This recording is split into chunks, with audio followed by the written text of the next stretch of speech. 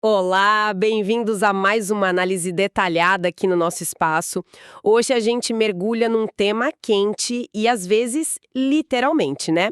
A instalação de carregadores para veículos elétricos em condomínios. Olha, é um assunto que está fervendo nas assembleias, na cabeça de síndico, de morador. Com certeza. Um tema super atual e que gera muita dúvida, muita discussão. Pois é.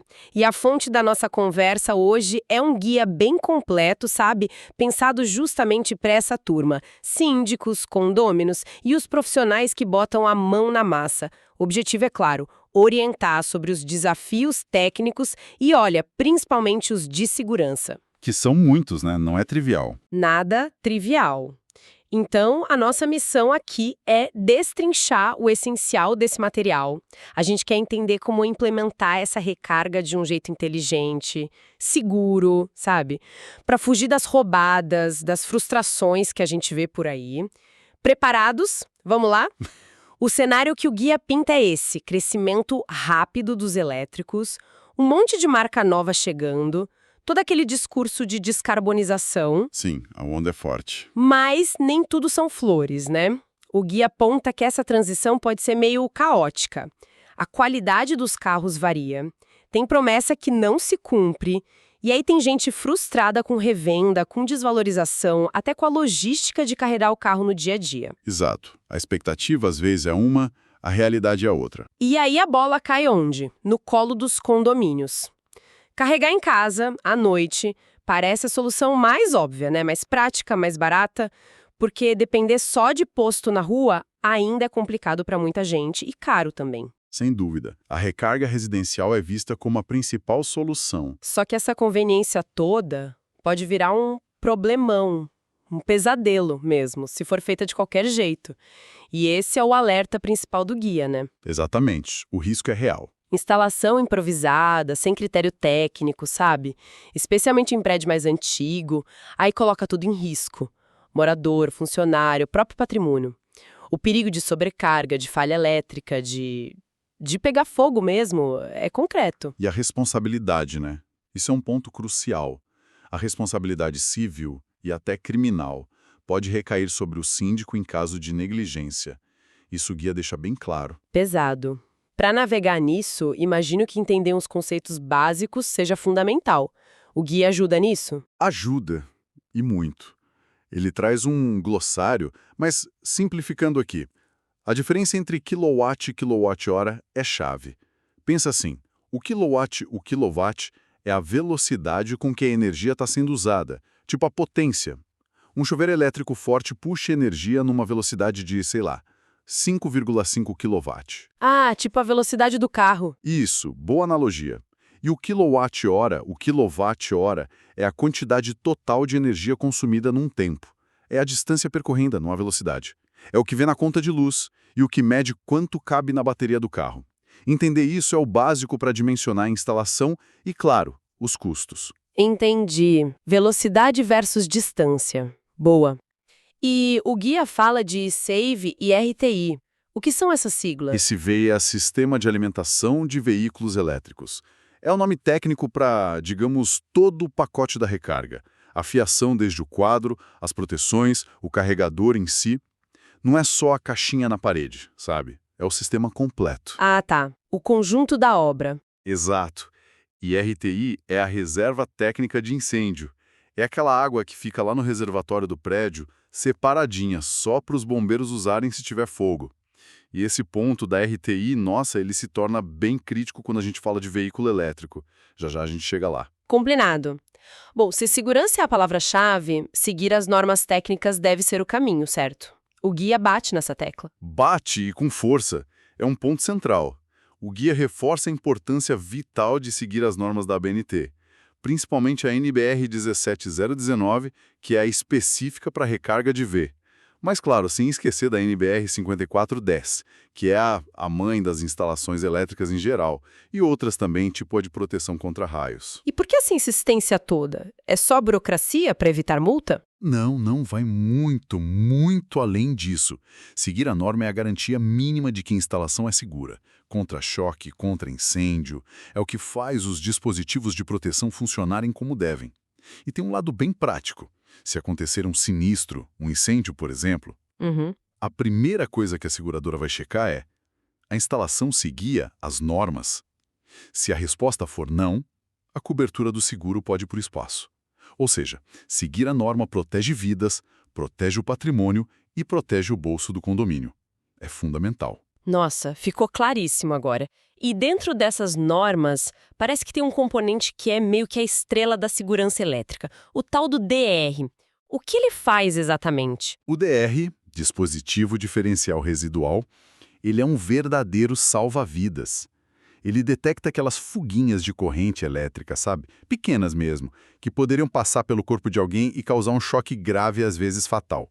Quando ele detecta essa fuga, ele desliga tudo em milissegundos. Uau! E para pontos de recarga de VE, a norma é clara.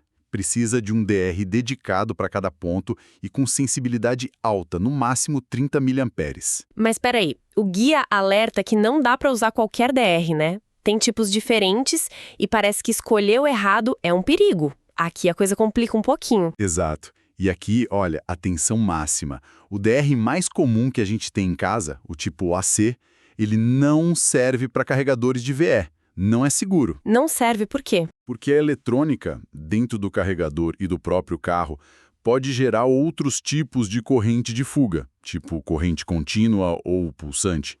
E o DR tipo AC, o comum, ele simplesmente não enxerga essas fugas. Ele fica cego. É como ter um segurança dormindo na porta. Ele não vai disparar quando precisar. Meu Deus, isso é muito sério. Então, qual é o tipo certo, como saber? Para aqueles carregadores mais simples, que usam tomada comum, mas tem uma proteção no cabo, o tal do ICCPD, o mínimo obrigatório é o DR tipo A. Ele já pega essas correntes contínuas pulsantes. Ok, tipo A é o mínimo. Mas para as estações fixas, os wallbox, que são o modo 3 e o mais recomendado para condomínio, aí o ideal mesmo, e muitas vezes exigido pela norma ou pelo fabricante, é o DR tipo B.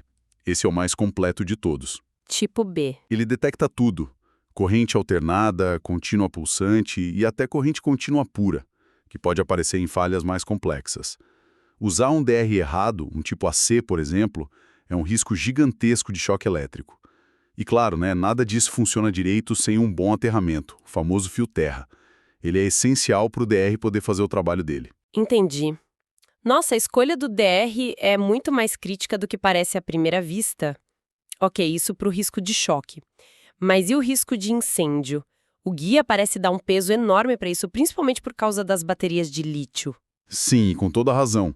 As baterias de íon-lítio que estão na maioria dos VEs hoje, elas têm um ponto fraco, um calcanhar de Aquiles, um fenômeno chamado fuga térmica, em inglês thermal runaway. Fuga térmica. O que é isso na prática?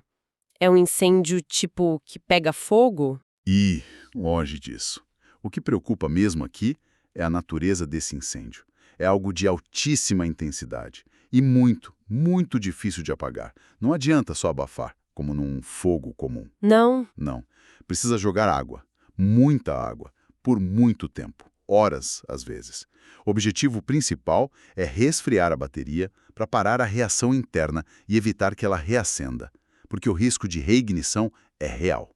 E para piorar, durante essa fuga térmica, a bateria libera gases tóxicos e altamente inflamáveis, como hidrogênio. Hidrogênio inflamável. Nossa, isso deve ser um pesadelo para os bombeiros. Ainda mais numa garagem de prédio que é fechada. Exatamente. É o cenário mais complexo. Combater isso numa garagem, principalmente subterrânea, é um desafio enorme. O calor é tão intenso que pode comprometer a estrutura do prédio, sabe? O concreto, as vigas de aço, eles perdem resistência com temperaturas muito altas. Caramba! E tem a fumaça tóxica, o risco de explosão por causa do hidrogênio. Tudo isso dificulta o acesso dos bombeiros e coloca vidas em risco. É por isso que os corpos de bombeiros no Brasil todo estão, assim, muito atentos a isso e começando a discutir e até exigir medidas de segurança bem mais rigorosas do que as que a gente estava acostumado. Que tipo de medidas a mais? O que o guia fala sobre isso? O guia meio que compila o que está sendo discutido e o que já aparece em algumas notas técnicas ou minutas dos bombeiros. Basicamente, são 4 frentes: ventilação, detecção, combate e contenção. Ok. Do ambiente muito mais vezes por hora, talvez exigir dutos maiores, resistentes ao fogo, talvez até saídas de fumaça exclusivas por andar. Uau! Bem mais complexo. Muito. Na detecção, além dos detectores normais de fumaça e calor, talvez precisem de sensores de gases específicos, tipo hidrogênio e CO, ligados ao alarme e à própria ventilação. E para combater o fogo em si? Aí o buraco é mais embaixo. Extintor comum pode não dar conta. Talvez precise de mais hidrantes com mais pressão, mais vazão de água, sprinklers, talvez modelos especiais. E lembra da RTI, a reserva de água? Lembro. Água só para os bombeiros. Pois é, ela pode precisar ser bem maior, muito maior. Porque, como eu disse, apagar fogo em bateria de lítio consome uma quantidade absurda de água, por horas a fio. Tem estimativa aí falando em milhares e milhares de litros só para um carro. Espera aí, então a caixa d'água de incêndio do prédio pode simplesmente não ser suficiente. Exatamente. Em muitos prédios existentes, principalmente os mais antigos, a reserva atual não daria conta nem para o começo. E tem mais um detalhe. Qual? A água que usa para apagar esse fogo fica contaminada, com metais pesados, produtos químicos da bateria, é tóxica, corrosiva, não pode simplesmente ir para o ralo comum e poluir a rede de chuva ou o solo. Então tem que pensar em como conter essa água.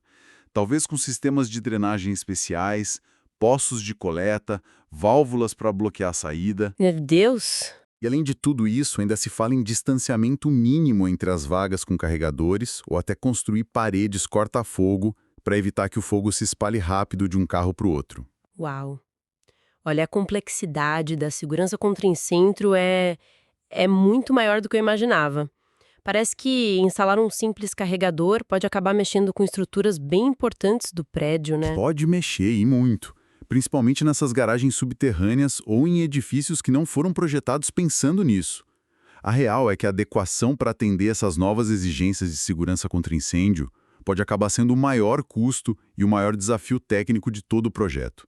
Bem mais caro que os próprios carregadores, muitas vezes. Entendi.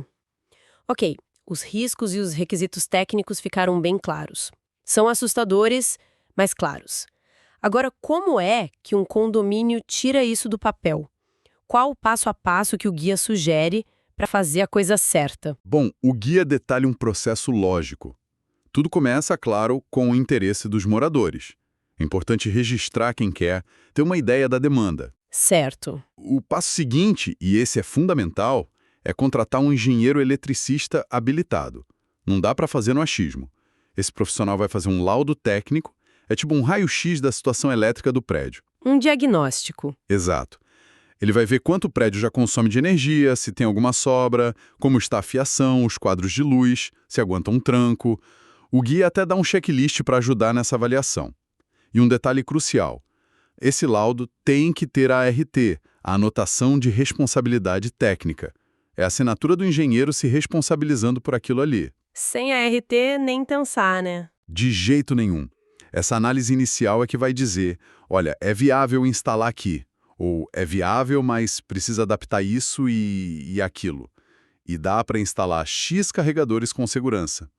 Muitas vezes nessa fase, já se vê que vai precisar falar com a concessionária de energia para ver a demanda contratada, talvez a pedir um aumento de carga, o que já envolve mais custo e tempo. Ok, laudo na mão, projeto desenhado, custos estimados.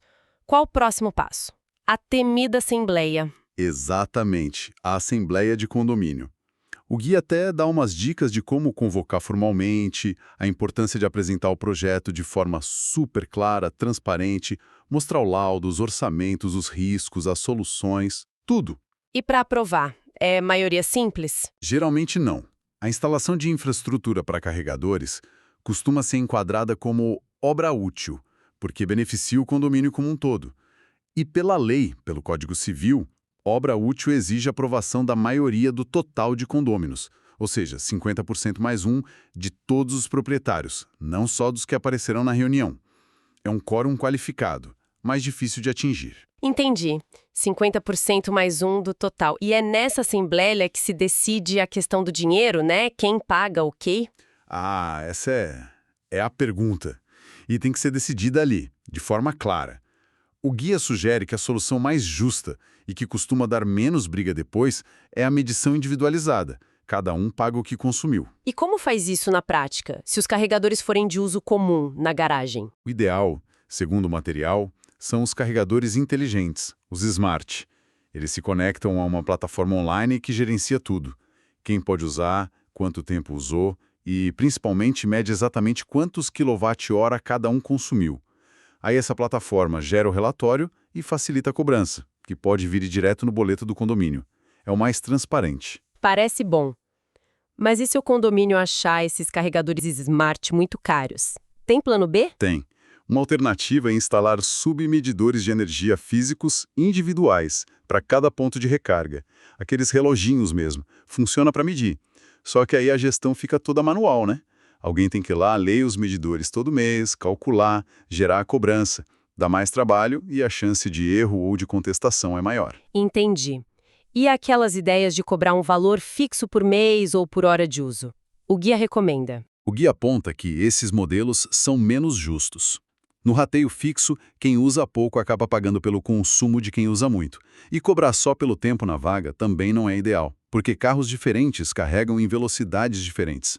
O tempo não reflete diretamente a energia consumida. A tendência, diz o guia, é que esses modelos fixos ou por tempo acabem gerando mais conflito entre os moradores. Faz sentido. Medição individual parece mesmo o caminho mais equilibrado. Ok, projeto aprovado, modelo de cobrança definido. É só chamar a empresa para instalar. Calma. Antes disso, um passo importantíssimo: formalizar as regras no regulamento interno do condomínio. Tem que deixar tudo escrito, preto no branco. Tipo, Como usar os carregadores, se vai ter limite de tempo na vaga para não monopolizar, se precisar agendar, como vai ser o agendamento, quais as penalidades para quem abusar ou descumprir as regras e reforçar as normas de segurança. Ter isso no papel evita muita dor de cabeça no dia a dia. O guia até dá uns modelos de cláusulas para ajudar. ótimo. Agora sim, falando em dimensionar, como é que o engenheiro sabe quanta energia o condomínio realmente vai precisar para esses carregadores todos? Não tem o risco de ligar tudo ao mesmo tempo e, puf, apagar tudo? Tem sim. E é por isso que aquela análise inicial do laudo técnico é tão importante. O engenheiro olha a curva de carga do condomínio. Curva de carga. É um gráfico que mostra como o consumo de energia do prédio varia ao longo das 24 horas. Geralmente tem um pico durante o dia e um vale, um consumo bem menor, de madrugada. Esse horário de baixo consumo é o ideal para programar o maior passo das recargas dos carros. Ah, entendi. Tenta jogar a recarga para quando o prédio está dormindo. Exato. Mas e se mesmo de madrugada a energia disponível for pouca? Muitos prédios, principalmente os mais antigos, já operam meio no limite da capacidade contratada com a concessionária, né? Sim, essa é uma preocupação comum. Pois é. E aí entra uma tecnologia que o guia destaca como fundamental em muitos casos: o gerenciador de demanda, às vezes chamado de balanceador de carga também. Gerenciador de demanda, o que ele faz? Olha, o que é fascinante aqui é que esse equipamento permite instalar os carregadores, mesmo que não sobre tanta energia assim no prédio. Ele é tipo um cérebro eletrônico. Ele fica monitorando o consumo total do condomínio em tempo real. Uhum. Se ele percebe que o consumo total está chegando perto do limite máximo contratado com a concessionária, ele automaticamente manda um sinal para os carregadores que estão ligados naquele momento e diminui a potência deles. Ele segura a onda. Ah, então e ali o Valsta vale da recarga dos carros para não deixar o condomínio ultrapassar o limite e tomar multa? Exatamente. Ele otimiza o uso da energia disponível, garante que o condomínio não pague multa por ultrapassar a demanda e, principalmente, viabiliza a instalação em muitos prédios, onde sem ele seria impossível ou exigiria pedir um aumento de carga para a concessionária, que custaria uma fortuna. Que tecnologia interessante. Muito útil. E além disso, na hora de calcular quantos carregadores cabem, o engenheiro usa um tal de fator de simultaneidade. Ele não assume que 100% dos carros vão carregar ao mesmo tempo na potência máxima. Ele aplica um fator, tipo 30%, 50%, dependendo do perfil de uso esperado. Isso evita superdimensionar a instalação e gastar dinheiro à toa com cabos e proteções maiores do que o necessário. Entendi. Usar a inteligência para otimizar. Faz todo sentido. E na hora H de escolher o carregador, a caixinha lá na parede, o que o guia recomenda olhar? Tem um tipo padrão para o Brasil? No Brasil, hoje, os conectores mais comuns que a gente vê nos carros e nos carregadores são o tipo 2, que é o padrão europeu para recarga em corrente alternada, AC, AC, corrente alternada, ok. e o CCS Combo 2, que é basicamente o tipo 2 com mais uns pinos embaixo, para permitir também a recarga rápida em corrente contínua, ADC. Mas para condomínio, o normal, o mais comum, é a recarga AC, usando o conector tipo 2. Certo. E aqueles modos de recarga que o guia cita? Modo 1, 2, 3, 4. Qual que é o bom para condomínio? Olha, o modo 3 é disparado o mais recomendado e seguro para uso regular em condomínio. É aquele que usa estação de recarga fixa na parede, o wallbox. Ele tem comunicação com o carro, tem mais proteções, é o ideal. E o modo 4? O modo 4 é a recarga super rápida, em DC. Aquelas que a gente vê em eletropostos na estrada, sabe? Bem mais potente, bem mais cara. Geralmente não faz sentido para recarga noturna em condomínio. Ok. E os modos 1 e 2, que usam tomada comum? Muita gente deve pensar nisso pela praticidade. O guia libera ou proíbe? O guia é bem cauteloso aqui. O modo 1, que é ligar direto numa tomada comum, sem nenhuma proteção extra no cabo, é basicamente desaconselhado para veículo elétrico. Muito arriscado. E o modo 2, que tem aquela caixinha de proteção no cabo? O modo 2, com ICCPD no cabo, ele pode parecer conveniente, usar aquela tomada que já existe na garagem, mas o guia alerta. Só é seguro usar uma tomada comum para puxar tanta energia por tantas horas seguidas se aquela tomada específica e toda a fiação que chega até ela forem inspecionadas por um profissional qualificado. Ah, tem que checar a tomada antes? Tem que checar a tomada, a bitola dos fios, o disjuntor daquele circuito, se tem aterramento bom, se tem o DR correto, protegendo aquele circuito. Se qualquer coisa disso não estiver 100%, o risco de superaquecer, derreter a tomada, causar um curto ou até um incêndio é real. Para o uso frequente diário em condomínio, o modo 3 com wallbox dedicado é infinitamente mais seguro e confiável. Não dá para brincar com isso. Entendido. A conveniência da tomada comum pode ser uma armadilha perigosa. E quanto à potência do wallbox e o local de instalação? Alguma dica? A potência vai depender da necessidade de cada um para recarga noturna. Um de 7 kW costuma dar conta para a maioria, mas sempre limitada pela capacidade total do condomínio e pelo que o gerenciador de demanda permitir, né? Claro. E o local faz diferença. Se o carregador for ficar numa área externa, exposto a sol, chuva, ele precisa ter um grau de proteção maior contra poeira e água. É o índice IP.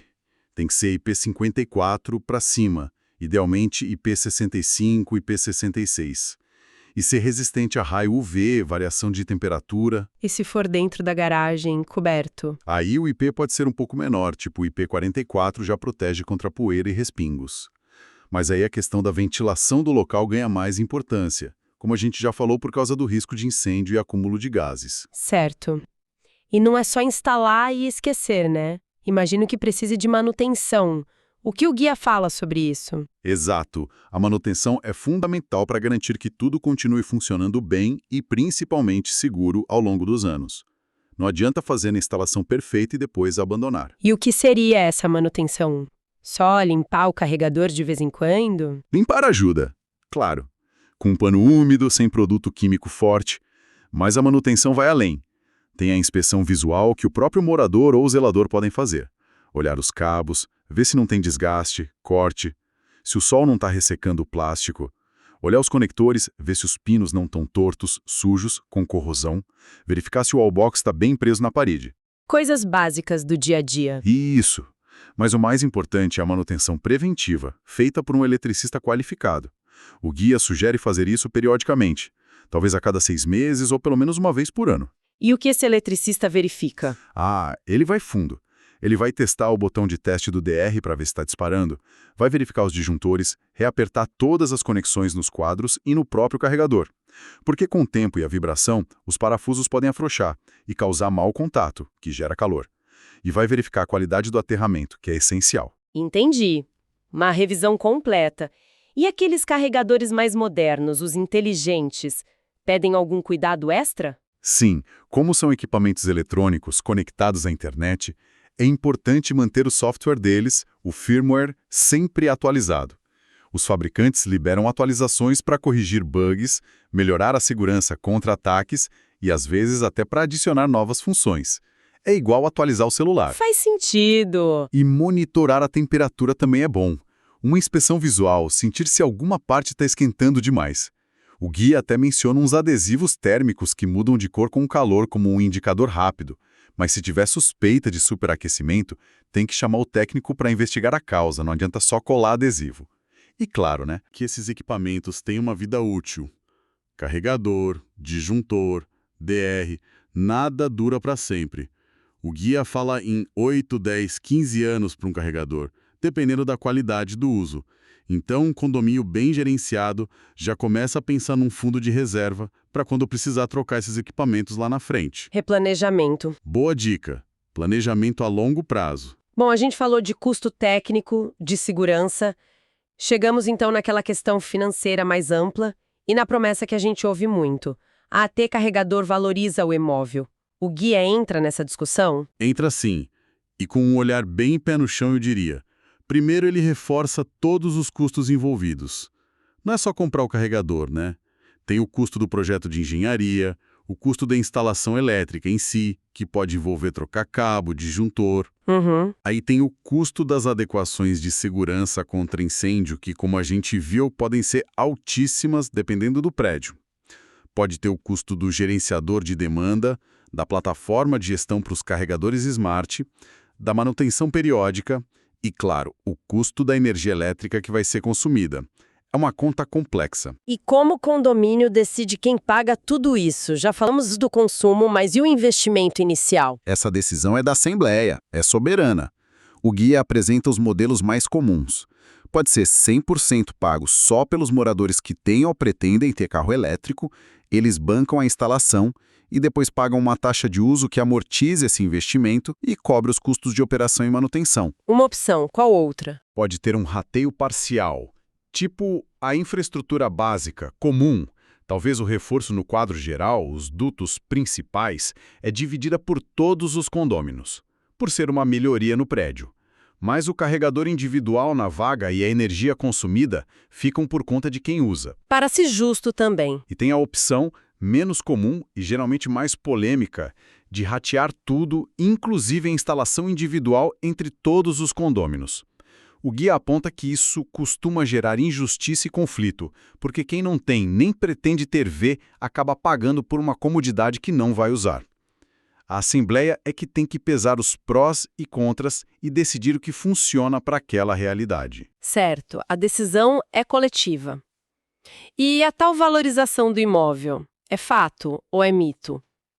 Ter carregador garante que o apartamento vai valer mais? Então, aqui o guia traz um contraponto bem importante. O que tudo isso significa no fim das contas? Sim, é inegável que ter a conveniência da recarga na garagem pode ser um diferencial, um atrativo para alguns compradores hoje em dia. Pode ajudar a vender ou alugar mais rápido. Mas Sempre tem um mais. Mas essa percepção de valor é muito subjetiva. E ela está, segundo o guia, diretamente ligada a outra percepção, a de segurança. Pensa comigo.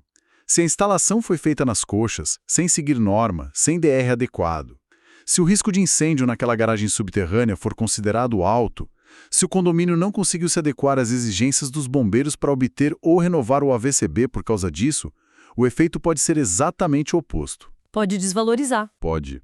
Um incidente grave, mesmo que pequeno, a dificuldade em fazer o seguro do condomínio, ou até a simples percepção de que aquele prédio tem um risco elevado por causa das instalações elétricas inadequadas. Tudo isso pode afugentar compradores e inquilinos e, sim, desvalorizar os imóveis. A visão do CREA, dos bombeiros, sobre a complexidade e os riscos envolvidos não pode ser ignorada. A mensagem final do guia é muito clara nesse ponto. A prioridade número 1, absoluta, tem que ser a segurança e a conformidade com as normas e leis, muito acima da busca por uma modernidade a qualquer custo. Excelente ponto, realmente. Coloca a questão da valorização em perspectiva. Bom, fazendo um resumo rápido, então, instalar carregadores em condomínio, pelo que a gente viu aqui nesse material, não é um simples plug and play, né? É um projeto de engenharia sério, exige conhecimento técnico das normas, das proteções, exige planejamento cuidadoso da demanda, dos custos, exige uma gestão eficiente das regras da cobrança e, acima de tudo, um foco quase obsessivo na segurança. Segurança elétrica e, talvez principalmente, segurança contra incêndio. Perfeito. É exatamente essa a visão que o guia passa. E a recomendação final que está implícita em cada página é: contrate profissionais qualificados e experientes. Engenheiro eletricista para o projeto e execução da parte elétrica, sem dúvida. E talvez em projetos maiores ou mais complexos, até um especialista em segurança contra incêndio para avaliar os riscos específicos das baterias e as adequações necessárias. Siga as normas da ABNT, siga as orientações do Corpo de Bombeiros local à risca. A responsabilidade do síndico, do condomínio como um todo, é gigantesca. E com segurança não se brinca. Com certeza. E para a gente fechar, fica aqui uma reflexão final, uma pergunta que o próprio guia meio que deixa no ar, sabe? Com a tecnologia das baterias evoluindo tão rápido e as exigências de segurança ficando cada vez mais complexas, mais rigorosas, será que a gente deve continuar vendo a instalação de carregadores em prédios que já existem só como uma melhoria, uma conveniência a mais? Onde você quer chegar? Será que, em muitos casos, principalmente em prédios mais antigos ou com garagens mais complicadas, essa instalação não representa, na verdade, uma modificação estrutural tão profunda, com tantos impactos na rede elétrica, na segurança contra incêndio, na gestão de riscos do edifício como um todo, que talvez exija uma reavaliação completa da segurança daquele prédio, talvez até levando a gente a questionar se é realmente viável ou seguro fazer isso em todas as estruturas? Fica aí a provocação para síndicos, moradores e engenheiros pensarem juntos